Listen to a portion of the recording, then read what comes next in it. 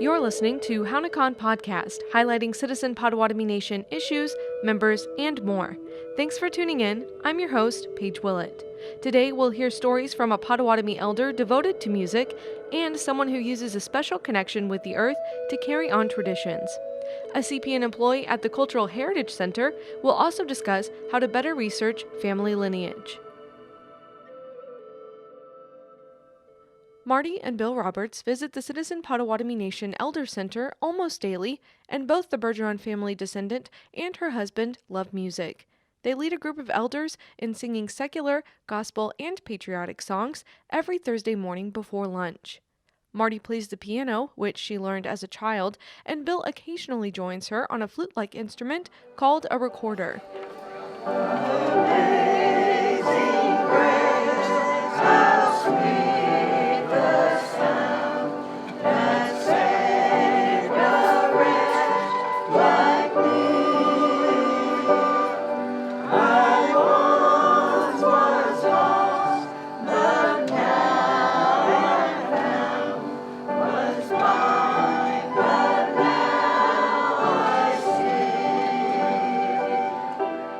Marty and Bill became teachers as young adults. She taught grade school, and Bill taught music and English internationally.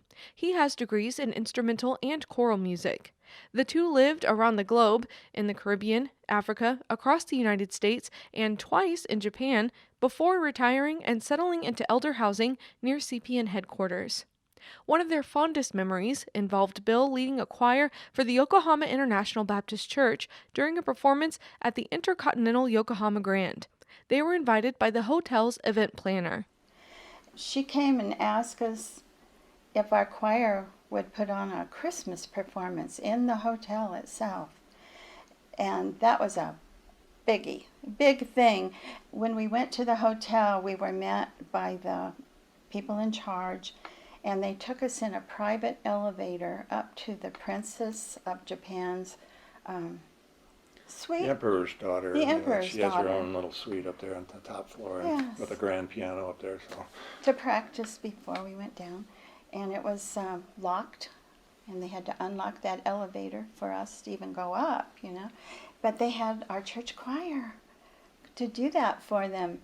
And so it was like I was in fantasy land, going around the suite of the Emperor's daughter and looking at everything.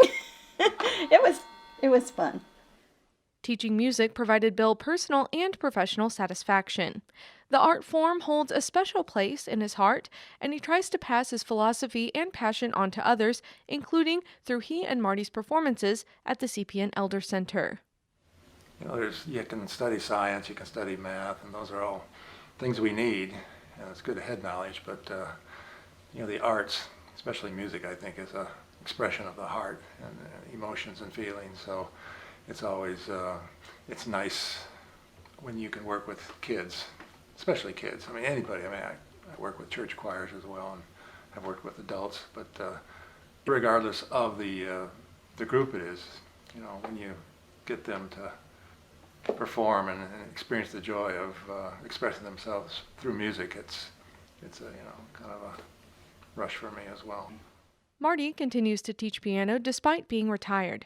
One of Marty's best friends, Doris Duncan, comes to the Elder Center. She started taking piano lessons from Marty after suffering a stroke nearly a decade ago, which left her without the use of her right side and difficulty speaking. Doris is 87 years old, and she's a fighter. She doesn't give up on anything. And so her husband, Lonnie, took her to speech therapy for 6 months to try to get her speech back and to help her to learn her ABCs, to say them. Nothing worked. Nothing. And so they quit. He gave up on speech therapy. And she told him one day that she likes music. And she would come up to the piano with the others to sing. And she could sing. And so I said, Doris, quit talking and start singing. Anything you want to say to me, sing it. And so then Lonnie said, Marty, would you mind giving Doris some piano lessons? That's what she wants to do. And I got her a keyboard at home. So I started giving her lessons, and just within a few weeks, She was using her right hand just as well as her left. And she was playing scales, and then she started saying the names of the notes out loud. And she was actually saying A, B, C, and going up the scale. And her husband was sitting in a chair, and the tears were just rolling down his cheeks. And he said, I can't believe this. We had 6 months of speech therapy and nothing happened. This is the phrase he used. The music unlocked her brain. Bill and Marty believe in a connection between music and God. Marty says, quote, it's an expression of God that only humans have, end quote. They believe in music's healing power, and they enjoy bringing that to their friends and other tribal members every week. During an interview in their home, they display their belief in that connection with a rendition of Nothing But the Blood.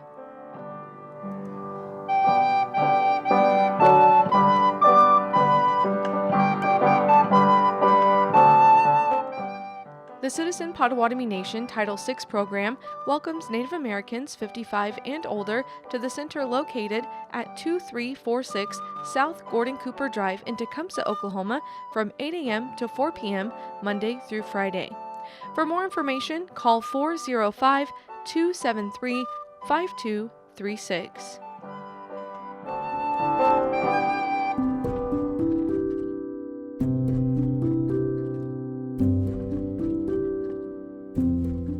Family history specialist Serena Thompson works in the Archives Department at the Citizen Potawatomi Nation Cultural Heritage Center. She helps tribal members and others research their Potawatomi genealogy, finding relevant historical documents and family connections. She sat down with me to discuss the importance of paper trails and the process of assisting people in their search to discover more about their heritage. I come from a lady named Catherine Elizabeth Bourbonnais. She had a daughter, Sarah Tasier. So I'm a Bourbonnais, Tasier, and then she married a Nadu. So I have kind of 3 names that we consider CPN names. How should people go about starting to find out about their Potawatomi side of their family? The biggest thing that people say to me is, I wish I had asked my grandma or my grandfather or somebody, my great aunt or uncle. So if you can ask or even get them on video, write it down. I always say the documents are really wonderful, but they don't mean anything if the people don't care about them. So keep those, do that, scan them, do whatever you can with them. Those help. A paper trail no matter what.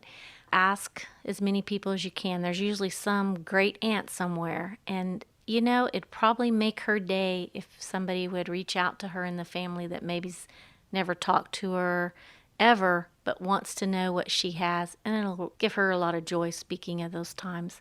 But from my side, when someone contacts me and is wanting to find out about their family history, I will always ask them to go usually to their enrollment card. If they are enrolled, they do not have to be enrolled to request whatever history we have. Go to that, and it has usually your 1873 or your 1887 ancestors. Those 2 allotment processes, well, they are our beginnings as Citizen Potawatomi Indians of Oklahoma, which later we became the Citizen Potawatomi Nation. So those lists, those people that came to Oklahoma and took allotment, it's kind of like our, I don't know, or maybe our Petri dish or something. You basically have to come from those folks to be enrolled in this tribe. Then you still have to prove your direct descendancy, through birth certificates and death certificates and maybe christening certificates, but legitimate documents. From there just is this huge accumulation of stuff in tribal rolls. It was gifted to archives about in 2007. Sometimes it's really interesting. You'll find somebody who may be a Tupin or something like that, and then she's also a Martell. And the Martell is from the Wilmot family. I can put it on a disc and send it to the person, and then they can go through these documents as they need to or please, and hopefully do their own research. You can learn so much by just going back through these collections, even if there's only one document that has maybe your great grandma's name on it, it may have a lot about her parents and stuff. So it's a nice process. And sometimes you're the one that finds out different things. Sometimes I get calls from non-tribal members, and I am surprised at wherever my search takes me. So I always tell people, this seems like you're not going to find something here. It seems like a waste of time, but there's something there that's going to give you a lead or a direction in some way. You just have to keep digging. So I always wonder if it isn't our ancestors just wanting to be close to us, just need us to be close to them. And so by learning about them, we are, and it just makes us closer to that. So explain why the treaties are so important to finding out about your family history, what they were, and how that affected how people got to Oklahoma. The allotment process, which was when the individual Potawatomi in Kansas had made the decision to take allotment and move to Oklahoma. And that's what created the citizen. For example, I like to do this with folks. They had an allotted piece of land in Oklahoma, and they have the large maps with the allotments on it. The original allotment books that'll have your ancestor's name, has their age. Sometimes it has a little note, daughter of number, whoever, who's the mother. Sometimes if they're in a different place in the allotment process and the numbering system, then it has a legal description. And from that legal description, they've created, of course, an allotment map, which is kind of Potawatomi County. There's a little more over onto Cleveland County. But from that map, you can go in and find your allotment number on the allotment maps that we have in the library. And I can also email one to anybody.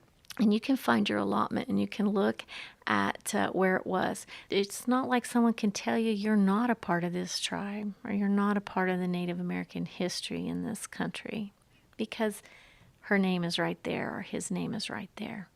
And I always laugh because you'll find out that you're more than one family, or somebody in your family either farther back or even just recently married into it. It's connectedness, connected to each other and to those that have walked on, our ancestors.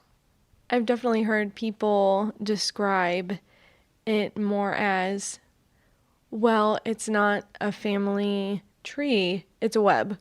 Oh, definitely. I love it. It's like a puzzle sometimes, and it's like when you find the missing piece, then all this other big chunk of a puzzle fits into the other big chunk of a puzzle. And I've always said, it's amazing how complicated things seem on paper, but at the time when you're living it, it's not complicated.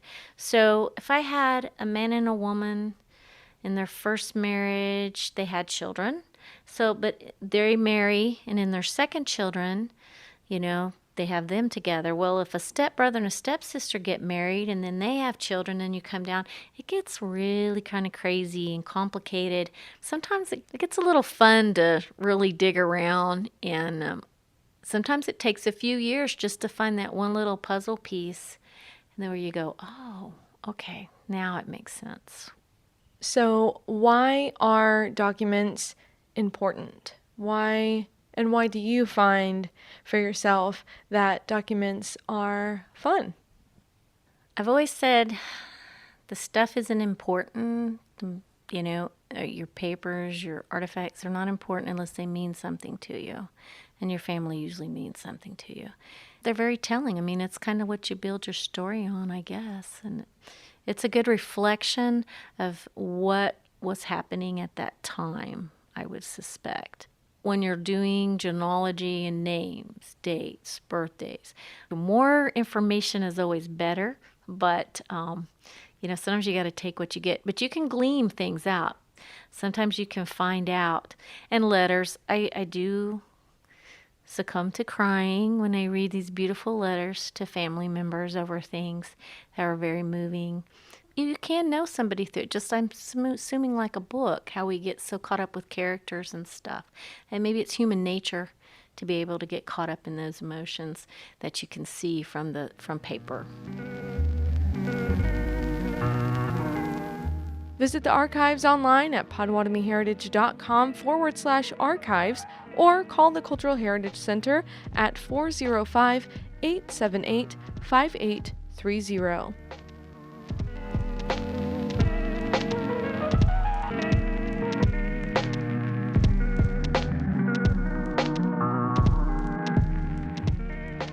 Harvesting bark from birch trees during the winter requires a specific skill set. Potawatomi have been using birch bark for both artistic and practical purposes for centuries, including making canoes, containers, and etching services. Tribal member Christy Phillips learned how to collect it from her friend Kevin Finney after moving from Oklahoma to tribal homelands in the Great Lakes region. She left her position as a medical lab technician to teach the Potawatomi language. That's how important the language is. I dropped my career, I dropped everything to make sure that I can do something for the language and for the people. I personally like to make connections with the trees, and to me, it helps me understand the language better. So the word for birch bark is wigwas, and that word actually breaks down into the essence of that being is being shown. Kind of like the sycamore trees down here, when you're up there in Michigan, those trees are the ones that are white, and they all the other trees are brown. So those trees literally look like they're glowing when you're out there in the snow. I was walking out looking for one, and there was a tree, and it looked like it was glowing. And I asked Kevin, I said, have you ever seen a tree that looked like it was glowing, like it wanted to be peeled? And then he was like, yeah, he said, that's what that name means, like. Then it dawned on me that some of these trees, they like it. They like to be peeled. Like, how many of these trees can now say that they made this journey to Oklahoma and they're going to be in the homes of people down here? And how many people have had connections with these trees before, and now they're coming back into their lives and they're making that journey again? So to me, that's amazing that these trees wanted to be picked to make this journey. And I didn't even think that was something that was going to happen, but look, we're here and it's happening. And to be able to tell those trees, hey, look, I took you to Oklahoma, I took you over here. You're going back into the homes of Anishinaabe people, and we're making the connection again. I think that's beautiful for the trees to feel celebrated and used again, and understand their beauty and everything they offer us. There you go out there in Michigan, you'll see them all. They all look like that. Like, they just look like they're glowing out there. It's really pretty. Winter bark still has a layer of on it that you can then scrape off. And it's kind of like it can show an image on it. You are only able to obtain winter bark when the days are above freezing and the nights are freezing. It's kind of the same time you can get maple. A lot of the trees don't like to be peeled at that time. So you have to go out and you have to put tobacco down. You have to ask the trees if they're willing to be made into something. And like I said, it usually takes 5 to 6 hours to find 2 trees to actually go in and peel. Summer bark you could do quilling on. You just can't etch it. People prefer to make a lot of their stuff out of the winter bark because you can etch it and it looks really nice. Summer bark, it just pops right off. There's people that are actually a lot more evolved with their etching, where they can almost do like the entire tree. There's so many other techniques, but because of the regulations they have on it, I'm only able to peel if I'm teaching and working with people that are within specific treaty lands. It's really challenging, actually, to work within those. I don't think people realize that. It's all about them wanting to cut the trees. Trees are a big resource, and so not wanting to damage them for the lumber industry and everything, which we don't, but that's kind of how that works. We're consumers, but we don't understand what we're taking when we consume. So when we're out peeling this bark, then you're actually understanding what you're taking and where that's coming from and the work that is behind taking those resources. So not to get so existential, but I think it really does come down to understanding what we're taking and not taking it to the point of, like, we're entering the 6th mass extinction right now or damaging the ecosystem. So that's the reason why I prefer working with the trees and learning from them. all of this stuff wasn't challenging if you practice and you do it with the goodness of your heart and you're doing it with respect. All of that's not challenging. The challenging part is making sure you're working within the bureaucracy. It didn't dawn on me how challenging it is to be Anishinaabe and what type of limits they put on us until I wanted to start working with the trees and the land. Then it really dawned on me that they really put a lot of limit on us, and they really hurt us when they removed us in so many ways. This is us as being able, this is in our language, this is in our DNA to do these things, and then they put boundaries on us to do that. I don't think a lot of us understand that. I don't think a lot of us knew that that was part of the deal, basically, that we would run into those struggles. And then on top of that, if you only have a select people who are able to do that, then what type of challenges is our kids going to run into? When you're in Michigan, everything will start making sense. The climate indicators in our months, the name Wigwas, the name Jinamesh, even the word Nishnaba, all of those things start making sense when you're around that water, when you're around those Great Lakes, when you're around the land. So all of this stuff is who we are and tied to the land. And I would really love to see more people from Oklahoma and Kansas making journeys back up and seeing who they are and making that connection to the land and who they are.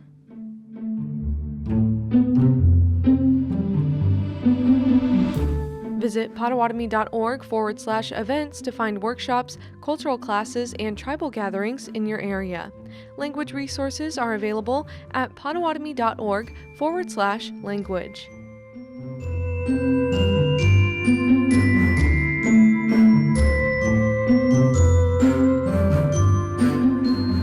Hownikan Podcast is produced and brought to you by the Citizen Potawatomi Nation's Public Information Department. Our director is Jennifer Bell. The theme music is written and performed by Marcia Bindo. You can visit us on the web and find digital editions of the tribal newspaper at potawatomi.org. That's POTAWATOMI.org. We're on Facebook at Citizen Potawatomi Nation and on Twitter at C_P_N. Until next time, I'm Paige Willett. Miigwech Nikanek, Bamamina. Thank you, friends. See you later.